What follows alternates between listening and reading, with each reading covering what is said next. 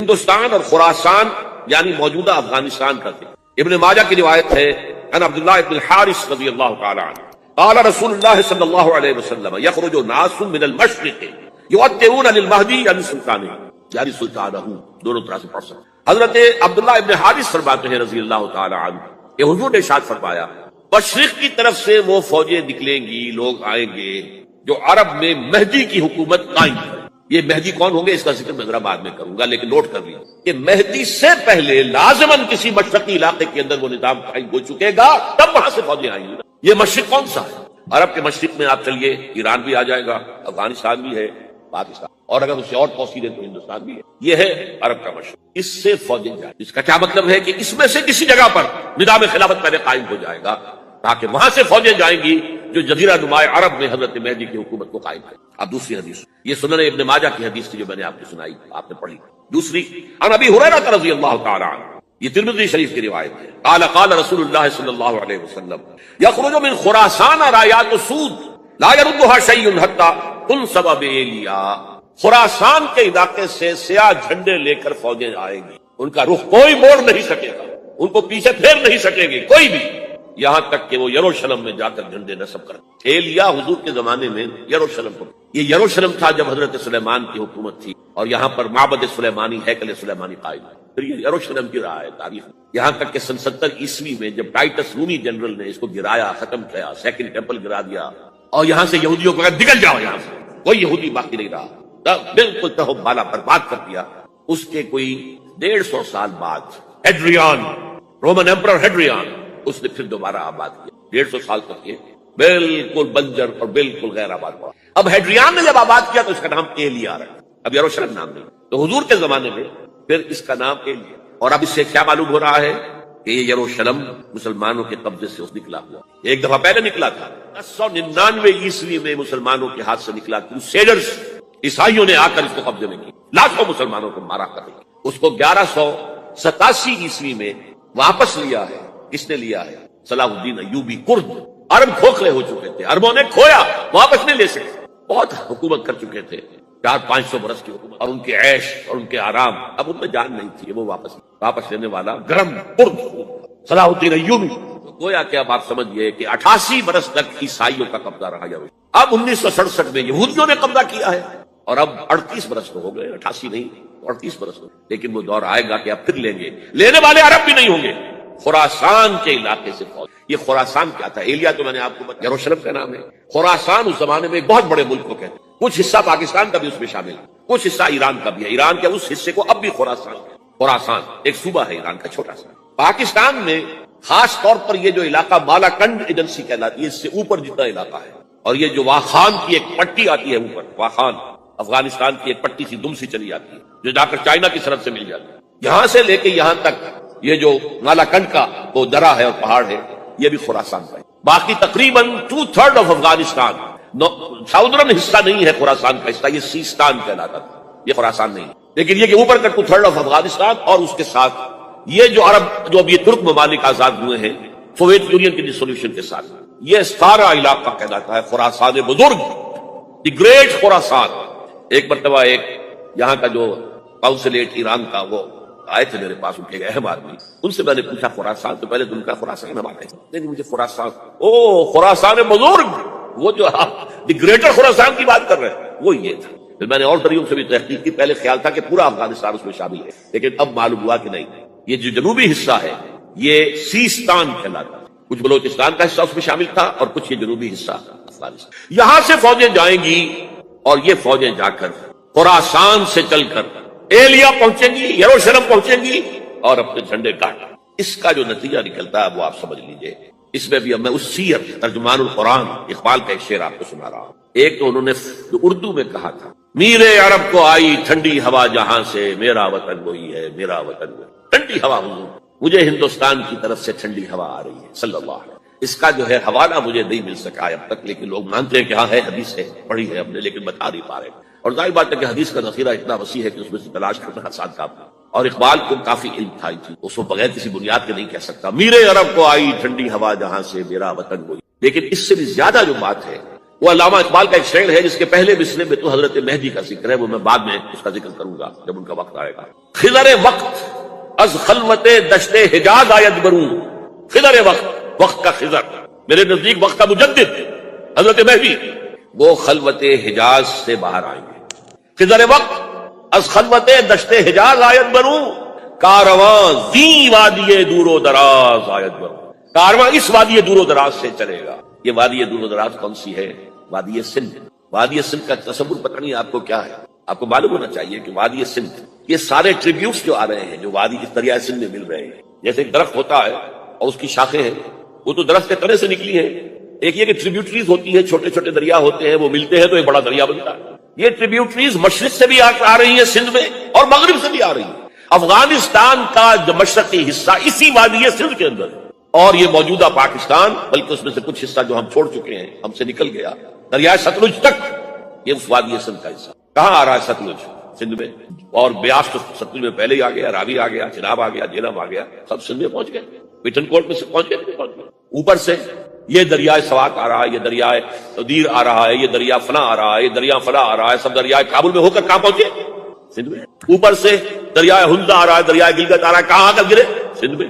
پھر یہ جو دریا آ رہے ہیں جو ہمارے جو ہے درائے گومل سے چلا آ رہا ہے، کوچی چلا آ رہا ہے، کہاں جاتے؟ سندھ میں۔ یہ پوری وادی ہے، یہ افغانستان کا مشرقی حصہ جو پختون ہے، 100% پختون، وہ در حقیقت وادی سندھ ہے۔ یہ دو طرف سے وادی ہے۔ کارواں زی سے مراد ازیں، کارواں ازیں وادی دور و دراز آیت ہو، فوجیں یہاں سے جائیں گی حضرت مہدی کی حکومت قائم کرنے۔ خضر وقت از خلوت دشت حجاز آیت بروں، کارواں زی وادی دور و دراز آیت بروں۔ یہ ہے اس سیرت۔ حالانکہ یہی شخص ہے جو اپنے خطبات کے اندر نفی بھی کرتا ہے کہ یہ مہدی اور وہ یہ سب تصورات جو ہیں یہ کوئی صحیح نہیں ہے، اور یہ پرانی کوئی روایات چلی آ رہی تھی، ہر مذہب میں تصور ہے، اس طرح کی بات کہی۔ جب عقل سے بات کرتا تھا اس میں ٹھوکریں کھاتا تھا، جب دل سے اس کے یہ سیلاب کے معنی چشمہ ابھرتا تھا دل سے اس کی شاعری کا، اس میں ہوتے تھے وہ حقائق جو ابد۔ اس پر جو اشفاق صاحب ہوتے تھے ہمارے ہاں، اشفاق احمد ادیب، ڈرامہ نگار تلقین شاہ، انہوں نے بڑی پیاری بات کہی تھی، اگرچہ ان کا مذاق اڑایا تھا روزنامہ نوائے وقت میں، بات بڑی پیاری تھی۔ اقبال ایک دن کا اقبال تھا، ایک رات کا اقبال تھا۔ دن کا اقبال فلسفی تھا، وہ اپنی عقل سے غور و فکر کرتا تھا، اس کا حاصل تو ہے وہ لیکچرز، خطبات، ان میں بہت سی باتوں پر علماء کو شریک دیتا۔ ایک رات کا اقبال تھا، اسے الہام ہوتا تھا، سیلاب آتا تھا شاعری، اور وہ اقبال جو ہے اصل اقبال۔ اور اس کو کہا اقبال نے خود، ڈاکٹر یوئنگ ہوتے تھے جو پرنسپل تھے FC کالج کے، ان کے نام سے یوئنگ ہال اب بھی موجود ہے نیلا گنبد چوک میں، ایک ہاسٹل بنایا تھا انہوں نے، یوئنگ ہال۔ ایک دعوت میں سب جمع تھے، ڈاکٹر یوئنگ بھی تھے، علامہ بھی تھے۔ یوئنگ نے بڑا تیکھا وار کیا کہ ڈاکٹر اقبال، ہم نے سنا ہے کہ آپ جیسا آدمی بھی وربل ریولیشن کا قائل ہے۔ تو پہلے مسئلہ سمجھ لیجیے، ورنہ واقعہ سمجھ نہیں۔ ایک ہے وربل، وحی باللفظ، قرآن کے بارے میں ہمارا عقیدہ یہ الفاظ اللہ کے، ایک ہوتا ہے وحی، لیکن اس وحی میں لفظ جو ہے وحی کا نہیں ہوتا، بلکہ وہ انسپریشن کہلاتی ہے۔ کوئی بات آپ کے ذہن میں ڈال دی گئی، آپ نے اپنے الفاظ میں اس کو ادا کیا۔ تو یہ سمجھتے ہیں کہ وحی جو ہے یہ ہمیشہ وحی باللفظ وربل نہیں ہوتی، یہ عیسائیوں کا عقیدہ ہے۔ اور وہ عقیدہ کیوں بنایا ہے؟ اب ایک بات سے بات نکل رہی ہے، انجیلیں 100 سے زیادہ تھیں، اب بھی کم سے کم 4 کو کینونیکل کہتے ہیں، تو ان چاروں میں اختلاف ہے، تو کون سی انجیل ہے؟ میں جب پڑھتا تھا میڈیکل کالج میں، تو میں نے پنڈگومری میں ایک بہت بڑا کمیشن ہے، تو وہاں پادری صاحب سے مسٹر وائٹ جا کے میں نے کہا کہ which one of these is Bible؟ جواب آپ سنیے، ذہانت کا شاہکار ہے، none of them is Bible، Bible is in them، ان میں سے کوئی بائبل نہیں ہے، بائبل ان کے اندر ہے۔ یعنی جو مفہوم عیسیٰ کو وہ خدا سمجھتے ہیں اور ان کو اپوسٹلز کہتے ہیں، یہ نبی تھے حضرت عیسیٰ کے، رسول تھے، یہ متی ہوں یا جون ہوں جو بھی ہے، اپوسٹلز ہیں۔ تو جو حضرت عیسیٰ نے ان سے کہا وہی کی، انہوں نے اپنے الفاظ میں اس کو ادا کیا ہے، لہذا ادا ہو جائے گا وہ، جیسا کہ احادیث کے اندر۔ تو اقبال سے کہا کہ اقبال، ڈاکٹر اقبال، میں نے سنا کہ آپ بھی وربل ریولیشن کے قائل ہیں۔ کہہ رہے بالکل، اور مجھے تو ذاتی تجربہ ہے، مجھ پر جو شعر اترتا ہے وہ الفاظ میں ڈھلا ہوا ہوتا ہے، میں تبدیلی کرنا چاہوں تو نہیں کر سکتا۔ چپ ہو گیا یوں، اب آگے کیا بولے گا یوں۔ تو بہرحال اقبال کا یہ شعر جو ہے تاج کے اقبال کا شعر، اس اقبال کا جس کو الہام ہوتا ہے۔ خضر وقت از خلوت دشت حجاز آیت بروں، کارواں زی وادی دور و دراز آیت بروں۔ اب میں نے اب تک تو یہ ڈسکس کیا ہے قرآن، حدیث، سنت اور ایک ترجمان القرآن کے حصے۔ اب آئیے عالمی حالات کیا۔ عالمی حالات سے بھی معلوم ہوتا ہے کہ ایک عالمی ریاست تقدیر مبرم ہے۔ زمانہ تیزی کے ساتھ ادھر جا رہا ہے، جبکہ پوری دنیا کی ایک ریاست، بلکہ بہت پہلے سے اس کا تقاضا پیدا ہو چکا ہے۔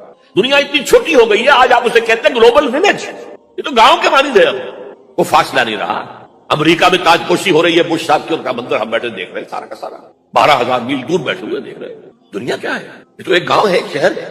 اور ایک عالمی ریاست اگر قائم نہیں ہوتی تو دنیا میں کبھی امن قائم نہیں ہو سکتا. لہذا دنیا میں امن کے لیے ایک عالمی ریاست ضروری ہے، اور اسی کے پہلے قدم کے طور پر وہ لیگ آف نیشنز جو ہے قائم کی. کوئی تو ادارہ ایسا ہونا چاہیے جہاں دنیا کے سارے ممالک کے نمائندے بیٹھیں، سوچیں، غور کریں، فیصلے کریں. اگر سے وہ جو بے ایمانیاں دلوں میں تھی، جو بدنیتیں دلوں میں تھی، انہوں نے ناکام کر دیا اسے. لہذا وہ مر گئی، ختم ہو گئی.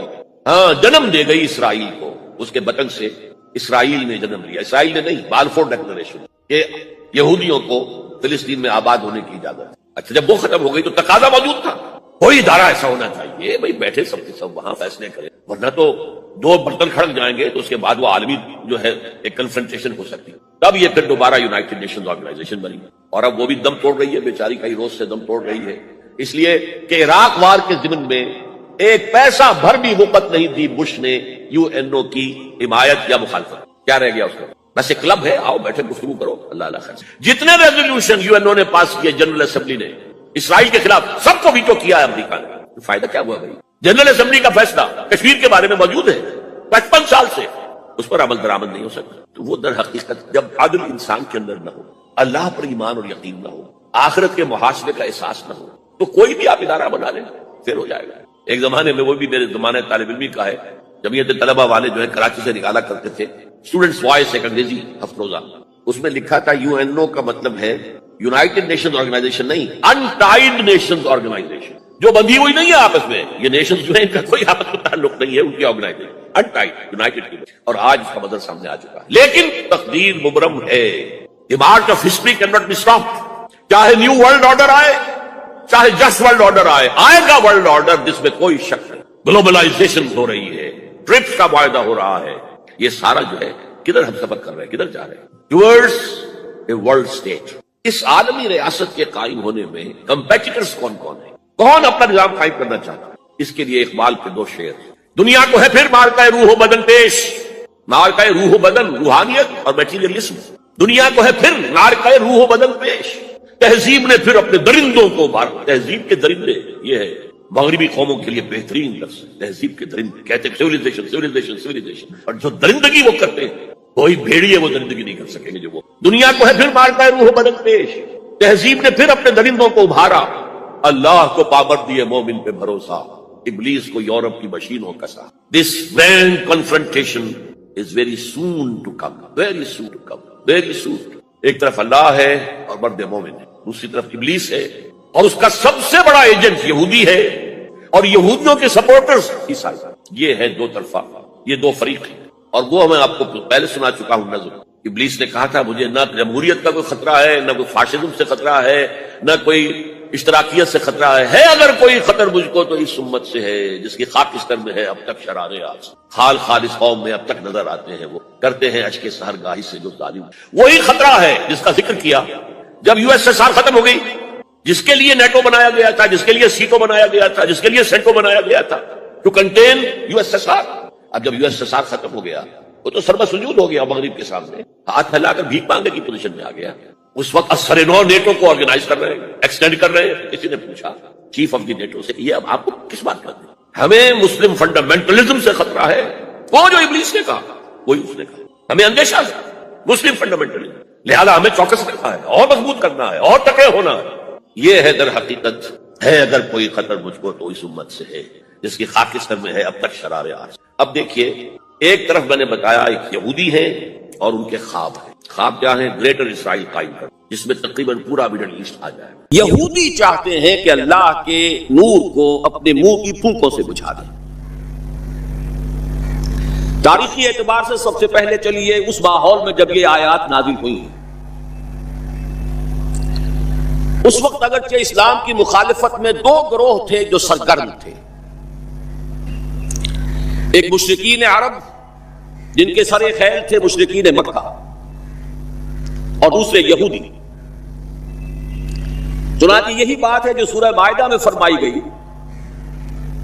لَتَجِدَنَّ أَشَدَّ النَّاسِ عَدَاوَةً لِلَّذِينَ آمَنُوا الْيَهُودَ وَالَّذِينَ أَشْرَكُوا. تم پاؤ گے کہ اہل ایمان سے دشمنی میں شدید ترین تمام انسانوں میں یہودی ہیں اور مشرک ہیں. مکے کے مشرک یا جزیرہ نما عرب کے مشرک اس وقت جن کے سر خیل تھے، جن کے لیے قرآن مجید میں سورہ توبہ میں ائمہ کا لفظ آیا ہے، فقاتلوا ائمۃ الکفر.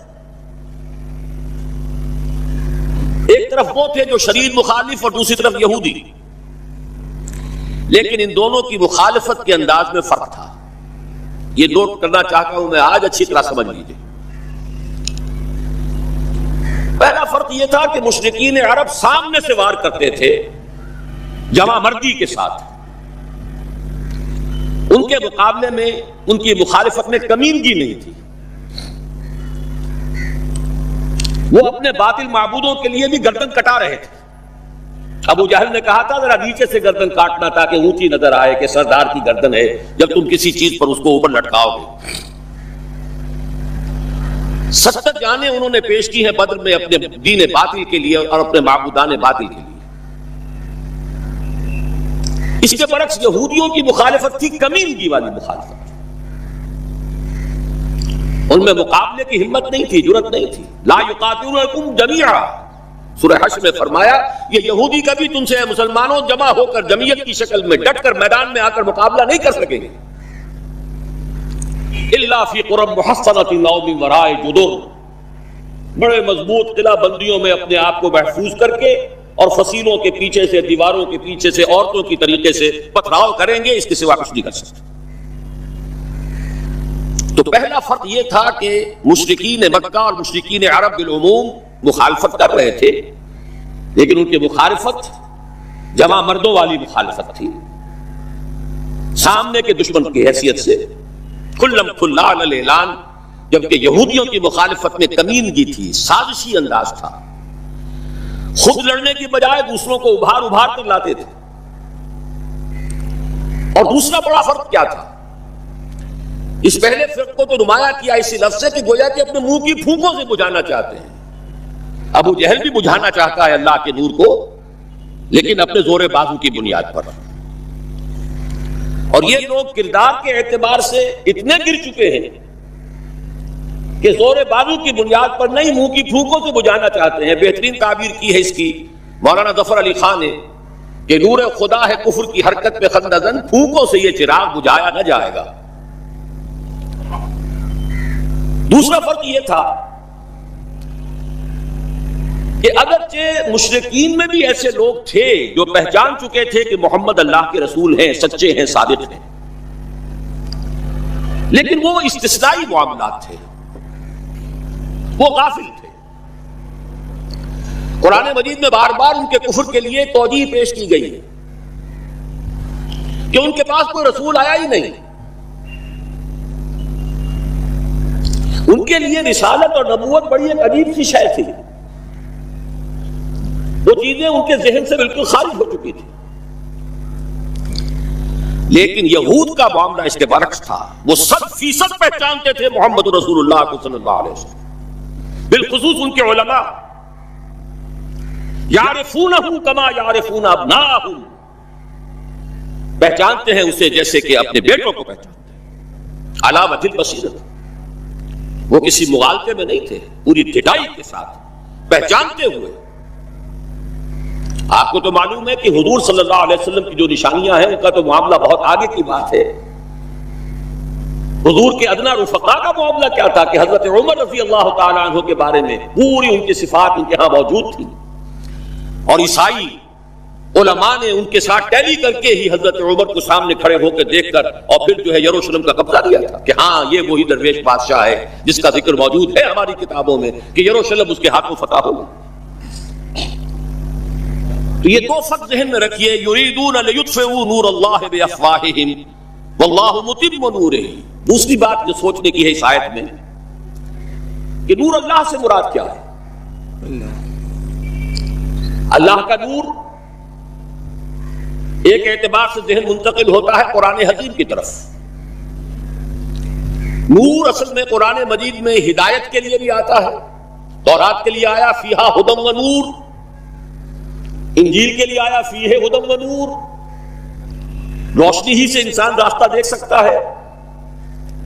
الہدا قرآن حکیم ہدایت کاملہ، اس کے لیے خاص طور پر لفظ آیا ہے سورہ تغابن میں فرمایا فآمنوا باللہ ورسولہ والنور الذی انزلنا واللہ بما تعملون خبیر۔ ایک مفہوم تو یہ ممکن ہے قرآن مجید کے اس اصول کے تحت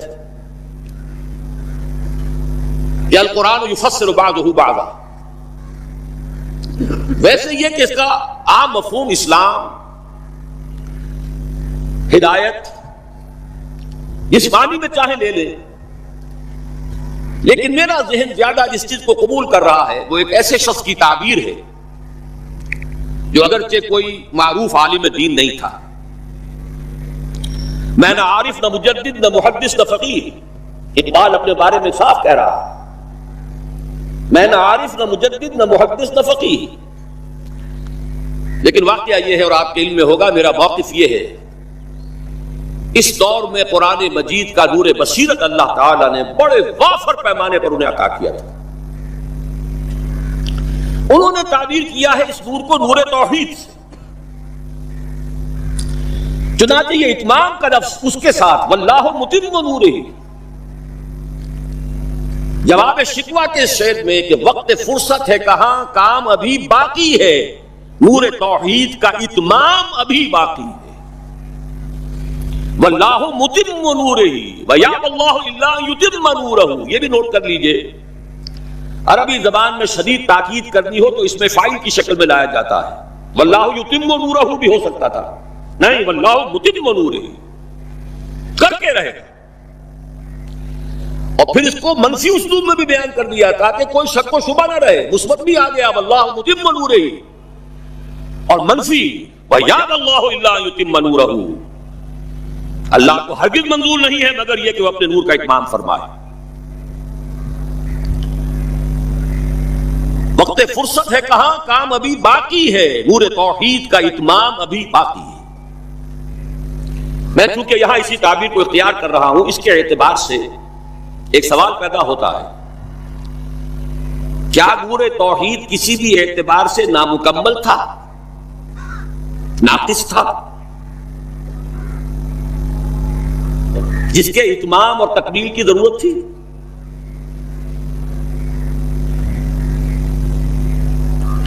اگر میں اس سوال کا جواب ہاں میں دوں تو آپ سب چونک جائیں گے، لیکن میری وضاحت سن لیجئے۔ جہاں تک عقیدے کا نور ہے، عقیدے کی توحید ہے،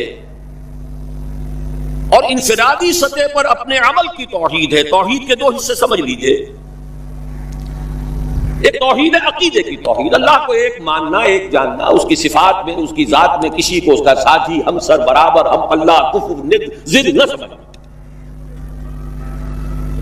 ایک عمل کی توحید ہے کہ ایک ہی اللہ کے مطیع فرمان ہو جانا، ہما تن، ہما وقت، ہما وجوہ، مخلصین لہ الدین، یہ عمل توحید ہے۔ تو عقیدے کی توحید اور انفرادی سطح پر عمل کی توحید ہر دور میں مکمل رہی، حضرت آدم کی بھی مکمل تھی، حضرت نوح کی بھی مکمل تھی، تمام انبیاء کرام کی مکمل تھی، نہ ان کی عقیدے کی توحید میں کوئی کسر ہو سکتی تھی، نہ انفرادی سطح پر عمل کی توحید۔ لیکن ایک توحید ہے اجتماعی سطح پر عمل کی توحید، پورے نظام زندگی کا اللہ کے حکم کے تابع ہو جانا، یہ ابھی مکمل ہونا تھا، اس کی تکمیل ہونی تھی۔ افراد موحد تھے اپنی زندگیوں میں بھی، اپنے عقیدے میں بھی۔ نظام جیسا آج آپ غور کیجئے، بڑے بڑے فن خواہ موحد موجود ہیں ہمارے ہاں، فن خواہ سمجھتے ہیں اپنے آپ کو کہ معلوم ہوتا ہے شرک ہمارے قریب بھی نہیں آ سکتا۔ اجتماعی سطح پر ہم سب مشرک ہیں، پوری قوم مشرک ہے، مشرکانہ نظام ہے۔ جب تک وَيَكُونَ الدِّينُ كُلُّهُ لِلَّهِ نہیں ہوتا، یہ نظام مشرکانہ ہے، قانون اللہ کا نہیں ہے۔ آپ کی عدالتوں میں اللہ کے حکم کی کوئی حیثیت نہیں ہے، آپ کی منڈیوں میں اور بازاروں میں اللہ کا حکم نہیں چلتا ہے۔ معلوم یہ ہوا کہ ایک ہے اجتماعی توحید، کچھ مواقع ضرور آئے ہیں تاریخ انسانی میں جبکہ اجتماعی توحید بھی ہوئی، حکومت قائم ہوئی حضرت داؤد کی اور حضرت سلیمان کی، وہ اجتماعی توحید کی تھی۔ لیکن ایک بات نوٹ کر لیجئے گا، یہ میرا اصل میں کل کی تقریر کا موضوع ہے، یہ کام تاریخ انسانی میں صرف ایک مرتبہ ہوا ہے کہ ایک فرد واحد اپنی دعوت کا آغاز کرے اور تمام مراحل سے گزار کر اپنی اس دعوت اور تحریک کو اور توحید کامل تک معاشرے کو پہنچا دے۔ یہ اس سے پہلے کبھی نہیں ہوا۔ حضرت داؤد کو تو راہ چلتے حکومت مل گئی تھی،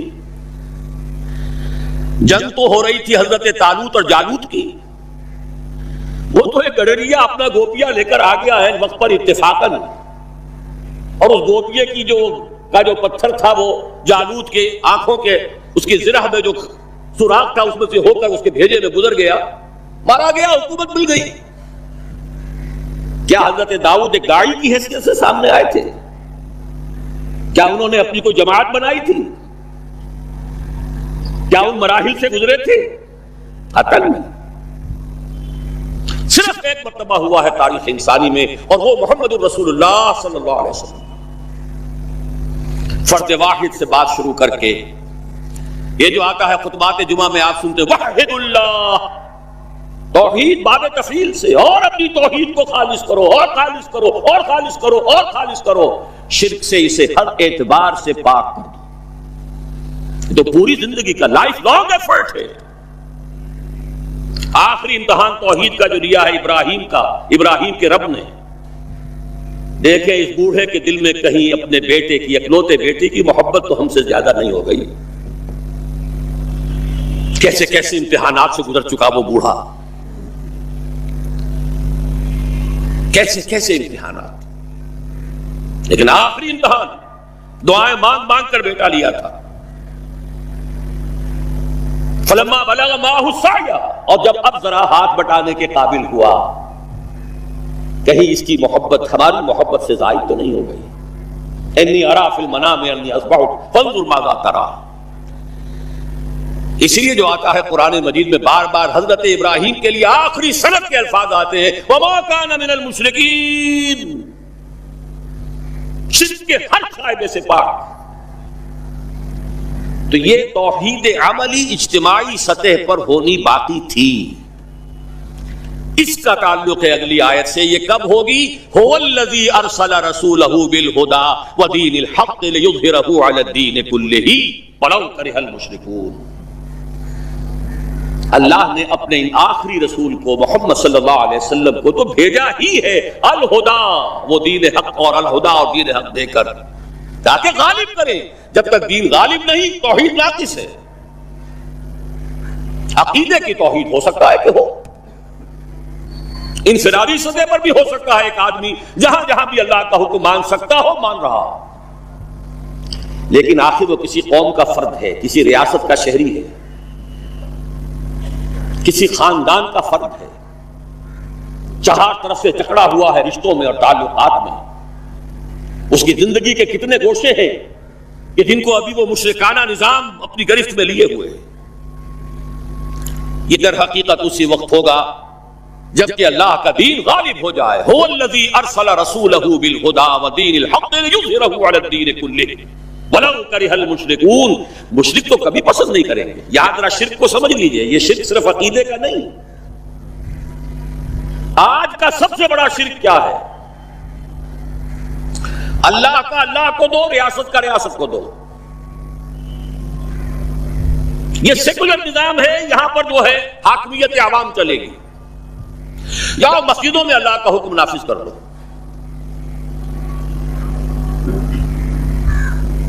یہ سب سے بڑا شرک، کبھی گوارا نہیں کریں گے۔ وہ توحید ہو جائے، اللہ ہی کا حکم چلے، سب پر یکساں جاری ہو جائے، سب یکساں اللہ کے حکم کے تابع ہو جائیں۔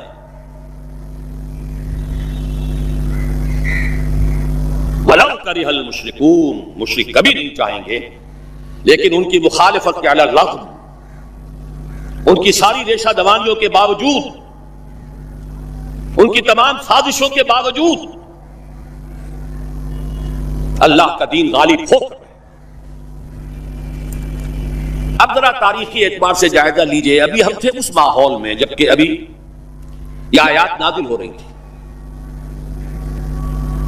پہلی بات تو یہ سمجھ میں آ گئی کہ محمد الرسول اللہ صلی اللہ علیہ وسلم کا مقصد بعثت ہے غلبہ دین۔ یہ نوٹ کرنے کی بات ہے، کسی اور رسول کے لیے اللہ نے قرآن مجید میں یہ الفاظ استعمال نہیں کیے۔ شاہد سب تھے، مبشر سب تھے، نذیر سب تھے، داعی سب تھے، مبلغ سب تھے، معلم سب تھے، مربی سب تھے، مزکی سب تھے، لیکن یہ کہ هو الذی ارسل رسولہ بالہدی ودین الحق لیظہرہ علی الدین کلہ، صرف محمد کے لیے آئے الفاظ صلی اللہ علیہ وسلم اور 3 مرتبہ ہے۔ اب اس کے ساتھ جس کو صغرا کبرا کہتے ہیں لاجک میں پریمیسز، اس کے ساتھ جوڑیے دوسری بات جو قرآن میں 5 مرتبہ آئی ہے، اگرچہ وہ آئی ہے ذرا مختلف الفاظ میں۔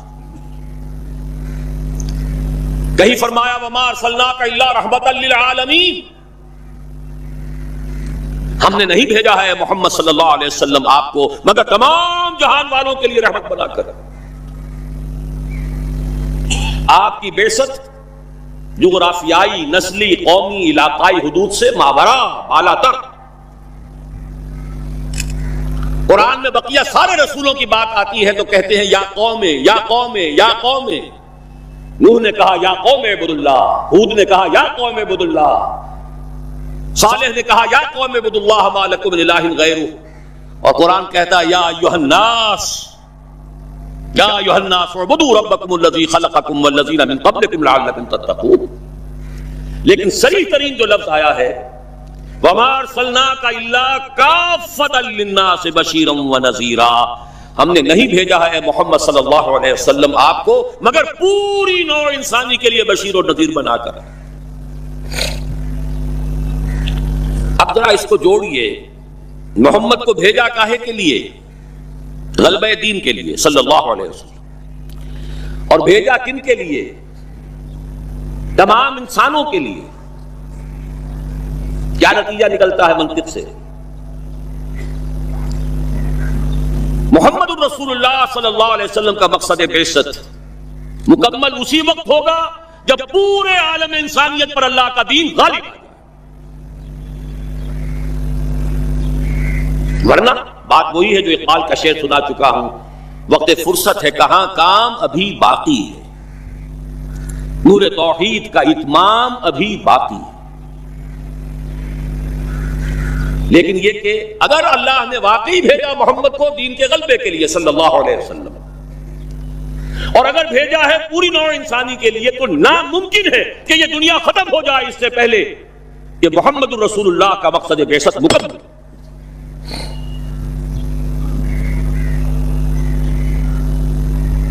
یہی بات ہے کہ جس کی خبر پیشن گوئی کے طور پر قرآن میں تو نصوص ہے، لیکن ان سے نتیجہ نکالنا پڑے گا۔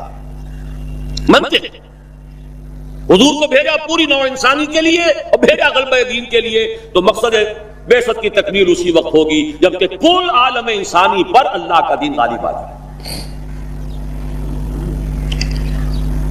اسی کے ساتھ اب ذرا یاد کیجئے سورہ نور کی آیت، جس کو اللہ کے فضل و کرم سے ہم نے کافی عام کیا ہے۔ ایک ہی بات ہے لیکن ذرا مختلف اسلوب میں آ رہی ہے۔ وعد اللہ الذین آمنوا منکم وعملوا الصالحات لیستخلفنہم فی الارض،